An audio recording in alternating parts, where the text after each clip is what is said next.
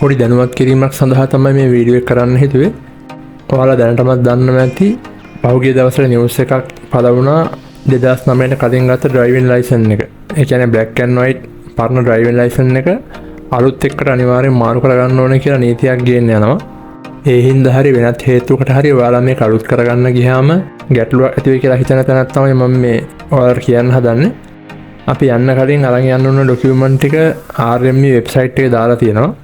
නමුත් ඒ ටික විතර අරන් ගියලා හරියන්නේ නැහැ. එතන ගියාට පස්සේ යාලා තවත් ඩොකියුමන්ට් වගේක් ඉල්ලනවා. ඒ ගැන තමයි මම මේ දැනුවත් කරන්න හදන්නේ.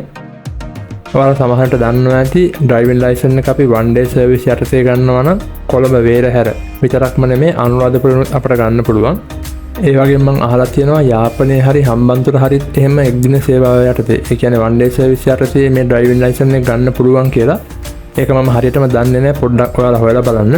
නමුත් අනුරාධපුරෙන් නම් අනිවාර්යයෙන්ම 1 day සර්විස් එහෙම නැත්නම් එක්දින සේවාව යටතේ ඔයාලට මේ ඩ්‍රයිවිං ලයිසන් එක ලබා ගන්න පුළුවන්. මම දැන් මේ විදිහට ඩ්‍රයිවිං ලයිසන් එක ගන්න අනුරාධපුරේ ගියා. යන්න කලින් මම අපොයින්ට්මන්ට් එකක් දාලා ගියේ. ඒ අපොයින්ට්මන්ට් එකක් දාන එක ගැන මම වීඩියෝ එක අන්තිමට පොඩ්ඩක් දාන්නම් කැමති කෙනෙක් බලන්න. මේ විදිහට පරණ ඩ්‍රයිවිං ලයිසන් එක අලුත් එකට කන්වර්ට් කරගන්න අපි අරන් යන ඕන ඩොකියුමන්ට් මොනවද කියලා මේ RME වෙබ්සයිට් එකේ පැහැදිලිව දාලා තියෙනවා. මුලින්ම යාලා කියලා තියෙනවා ඔයාලා දැන් භාවිතා කරන පරණ ඩ්‍රයිවිං ලයිසන් එක ඕනේ කියලා. ඊට පස්සේ යාලා දාලා තියෙනවා ඔයාගේ ජාතික හැඳුනුම්පත හෝ පාස්පෝර්ට් එක අවශ්‍යයි කියලා. ඊට පස්සේ යාලා දාලා තියෙනවා වෛද්‍ය වාර්තාව. එහෙම නැත්නම් මෙඩිකල් ෆිට්නස් ටෙස්ට් රිපෝට් එක අවශ්‍යයි කියලා මාස 6ක් ඇතුළත ගත්ත. මෙන්න මේ කියන ඩොකියුමන්ට් ඔක්කොම අරන් මම ගියා අනුරාධපුරේ RME එකට. ඒ කියන්නේ Department of Motor Traffic Anuradhapura District Office එකට ගියා. එතන ගිහලා මේ ඩොකියුමන්ට් දුන්නාට පස්සේ එයාලා එතනදී කියනවා මීට අමතරව එයාලට ඕනේ කියලා උත්පන්න සහතිකයේ ඔරිජිනල් එකක්. දැන් ඔයාලා දකින්න ඇති මම පෙන්නද්දි වෙබ්සයිට් එකේ එහෙම සඳහනක් කොහෙවත් නැහැ. නමුත් එතන ගියාට පස්සේ එයාලා කියනවා උත්පන්න සහතිකයේ ඔරිජිනල් එකක් ඕනේ කියලා. ඒක හරි ගැටලුවක් කියලා මම නම් දකින්නේ. මගේ ළඟ තිබ්බ උත්පන්න සහතිකයේ කොපියක්. නමුත් එයාලා කියනවා මේ කොපියක් බෑ අනිවාර්යයෙන්ම ඔරිජිනල් උත්පන්නයක් අරන් එන්න ඕනේ කියලා. එහෙම එකක් ඕන නම් එක්ක ඔයාලා ඒක වෙබ්සයිට් එකේ දාන්න ඕනේ. දැන් මම අපි ඒක දැනුවත් වෙලා අපි ඒ ඩොකියුමන්ට් එක අරන් යනවා. නමුත් ඒක එයාලා අප්ඩේට් කරලා නැති එක එයාලා ප්‍රශ්නයක්. ඊට පස්සේ මට නිලධාරීන් කීප දෙනෙක්ම හම්බෙන්න යන්න සිද්ධ වුණා. මේක මේ පහදලා මේක වෙබ්සයිට් එකේ නෑ. මං තියෙන ටික අරන් ආවේ. එහෙම කියලා පහදලා තල්ක කරලා මේක ඇප්රූව් කරගන්න මට කීප දෙනෙක් ගාවට යන්න ඕන. ඊපස්සේ අන්තිමට මම ප්‍රවාහන නියෝජ්‍ය කොමසාරිස්නකට ගිහිල්ලා තමයි මේක ඇප්රූව් කරගත්තේ. මේ කොපියෙන් හරි මේක යන්න පුළුවන් කියලා. මම හරියටම දන්නේ නැහැ කොළඹ වේරහැරත් මෙහෙම උප්පැන්නේ ඔරිජිනල් එකක් ඉල්ලනවාද කියලා. නමුත් අනුරාධපුරේ නම් ඉල්ලනවා. ඒ හින්දා ඔයාලා යන්න කලින් ඔරිජිනල් උප්පැන්නේ කියන්නේ දම්පාට සීල් එක ගහලා තියෙන උප්පැන්නයක් අරන් යන්න. එතකොට ඔයාලට ප්‍රශ්නයක් වෙන්නේ නැහැ. ඊට අමතරව මේ අනුරාධපුරේ සර්විස් එක ගැන කියනවා නම් ඒක ඇත්තටම එතනින් එහාට කිසිම ගැටලුවක් වෙන්නේ නැහැ. එතන ලොකු පිරිසකුත් නැහැ. අපිට ඉක්මනට වැඩේ කරගන්න පුළුවන්. එතන ඉන්න නිලධාරීන් මේ වැඩේ පිළිවෙලට ලස්සනට කරනවා. ඔයා පේමන්ට් එක කරාට පස්සේ පැය 3ක් විතර ඉන්න වෙනවා මේ ඩ්‍රයිවිං ලයිසන් එක ගන්න. ඒක තමයි පොඩ්ඩක් වෙලාව යන කාරණාවකට තියෙන්නේ. ඒ අරින්න කිසිම ගැටලුවක් නැහැ. ඔයා යන්න කලින් අනිවාර්යයෙන්ම අපොයින්ට්මන්ට් එකක් දාලා යන්න.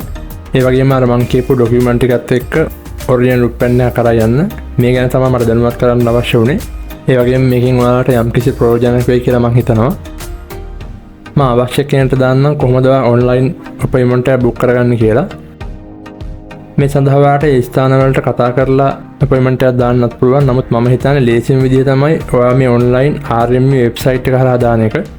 මොකද එතකොට ඔයාලට කැමති දවසක කැමති වේලාවක් වෙන් කරගන්න පුළුවන්. මම දැන් පෙන්නන්නම් කොහොමද ඒක ඔයා කරගන්නේ කියලා.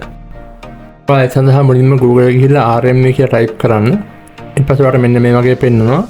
ඊට පස්සේ මෙතනින් ඔයා Department of Motor Traffic කියන එකට යන්න. එහෙම ආවම ඔයාලට මේ වෙබ්සයිට් එක ඇතුලේ appointments කියලා පෙන්නනවා. ඒකට යන්න.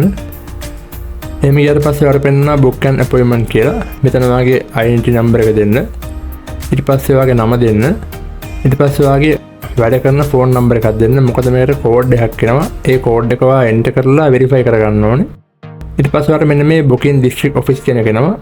එතකොට ඔයාලට 1 day service කරගන්න පුළුවන් කියලා ඔයා දන්න තැනක් දෙන්න. දැන් මම නම් දුන්නේ අනුරාධපුරේ කියලා. ඊට පස්සේ අපොයින්ට්මන්ට් එක මොකේද කියලා අහනවා.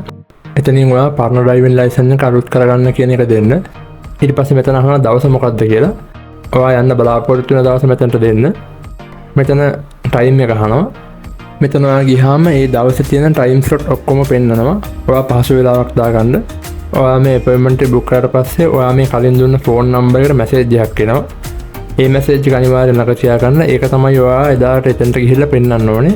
ඔයා වෙන් කරපු වෙලාවට මෙතනට යන්න. මොකද ටයිම් ස්ලොට් එකට එයාලා හරියට ඇතුළට ගන්නවා.